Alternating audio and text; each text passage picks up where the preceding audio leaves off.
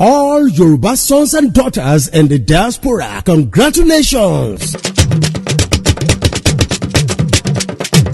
Oh yes, it is 30 years now that the Yorubas in the North America, under the aegis of Egbe Omo Yoruba in the North America, have been hosting the flag of our fatherland. To therefore celebrate the 30th anniversary of the organization, all roads will be leading to Bonaby Hall, 7837 Canada, WY Bonaby, BC, V3M3K8, the venue for the 30th anniversary of Egbe Omo Yoruba in the North America.